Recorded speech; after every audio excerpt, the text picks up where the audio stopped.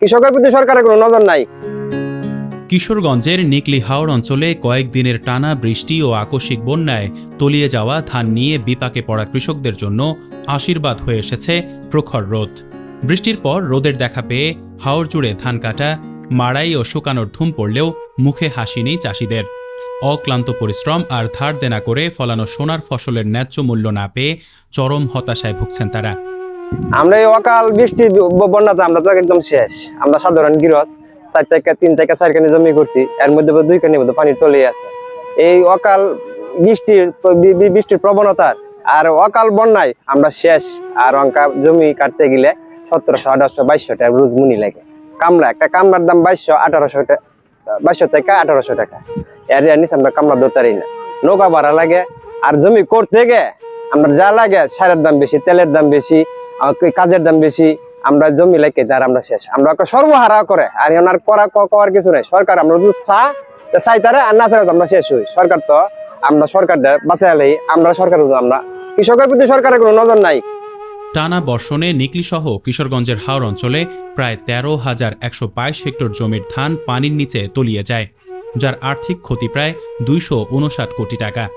কৃষি বিভাগের তথ্য মতে শুধুমাত্র নিকলি হাওরেই 923 হেক্টর জমি তলিয়ে 21 কোটি 39 লাখ টাকার বেশি ক্ষতি হয়েছে।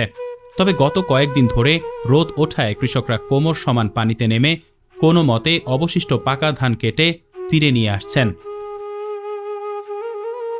হাওরের কৃষকদের প্রধান অভিযোগ, ধান শুকানোর সুযোগ পেলেও বাজারে ধানের দাম খুবই কম। বর্তমানে বাজারে ভেজা ধান বিক্রি হচ্ছে প্রতিমণ 550 থেকে 700 টাকায়, যা উৎপাদন খরচের তুলনায় অনেক কম। যদিও সরকার প্রতি কেজি ধানের মূল্য মণ প্রতি 1440 টাকা নির্ধারণ করেছে, কিন্তু সরাসরি সরকারি গুদামে ধান দিতে না পারায় মধ্যস্বত্বভোগীদের সিন্ডিকেটের কাছে কম দামে ফসল বিক্রি করতে বাধ্য হচ্ছেন তারা। কৃষক পুরাপুরি ক্ষতিগ্রস্ত। যেখানে আপনার 1 লক্ষ টাকা খরচ হয়, এখানে 30,000 টাকা আসবে। খরচ কিন্তু আপনার 1 লক্ষ টাকা হয়ে গেছে।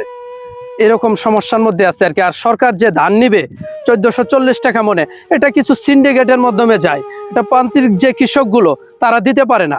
কৃষকের ধানের মজুরি কিন্তু 500 টাকা, 700 টাকাই, তার মধ্যে সীমাবদ্ধ। তার চেয়ে বেশি দিয়ে কেউ কিনে না। এবছর ধান কিনা বেচাই হয় নাই মাঠে।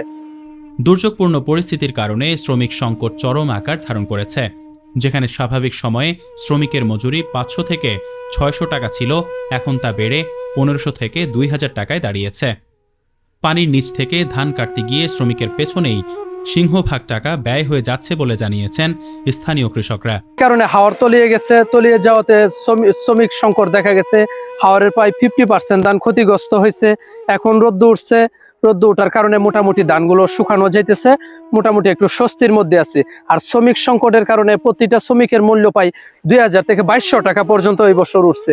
তো ধানের বাজার 500 টাকা, এই ধান কেউ কিনবে না। ধানের কালার নষ্ট হয়ে গেছে, দেখা যায় ধান যে গেজ হয়ে যা, জ্বালা হয়ে যা, ধান নষ্ট হয়ে যেতেছে, কালার ডিসকালার হয়ে যেতেছে, ধানগুলো শুকানো যাইতেছে না, একবারে ক্ষতিগ্রস্ত হয়ে যেতেছে। এই ধানগুলো আবার বোমা দিয়ে ভাঙাইতে চাইলে সময় বেশি লাগতেছে এবং বোমার বিল বেশি দেওয়া লাগতেছে, শ্রমিক বিল বেশি দেওয়া লাগতেছে। নিকলি উপজেলার ভুক্তভোগী এক কৃষক বলেন, আমরা সাধারণ গৃহস্থ 3 থেকে 4 কানি জমি করছি, এর মধ্যে 2 কানির মতো পানির তলে আছে। এই অকাল বন্যায় আমরা শেষ। আর এখন জমি কাটতে গেলে 1800 থেকে 2200 টাকা রোজ কামলা লাগে। আমরা এখন সর্বহারা। গরিব মানুষ, অল্প ক্ষেত করছি, 1 কানি ক্ষেত করছি, তখন পানি ডুবাই লয়ে গেছে গা। এর কামলা নাই গা, বুমা সুমা নাই, আমরা লইতে পারি না। মেঘ বৃষ্টি, বিভিন্ন ধরনের চিন্তা ভাবনা, ক্ষেত ডুবাই গেছে গা, লাড়তে পারি না, এই বুমা পাই না, এই অবস্থা আছে। আমরা সব তলাই গেছে গা। কলার মাঝে ধান তো আমরা লাড়তে পারি না, বৃষ্টি নাই গা, এই বৃষ্টি লাগি লাড়তে পারি না। ওখান 2 দিন ধরে লইতে উঠতেছে, ওইটা উঠাতে পারলো। 3টা দু আল্লাহতে ধরা, কৃষক কিছুর মানে একটু চাই পাইবো আর কি। আর তো সব দিকটা চলে গেছে গা, তো গেছে গই। যদি আমরা গই, যদি সরকার যদি আমরা একটু চাইতো, তাহলে আমরা কৃষক একটু সুযোগ সুবিধা পাইতো আর কি। আর এটাতে কৃষক মরা হই। হাওরের কৃষকরা এখন সরকারের কাছে দ্রুত ধান সংগ্রহ অভিযান জোরদার করা এবং ক্ষতিগ্রস্তদের বিশেষ কৃষি প্রণোদনার দাবি জানাচ্ছেন। আবু রায়হান, অগ্রযাত্রা প্রতিদিন, কিশোরগঞ্জ।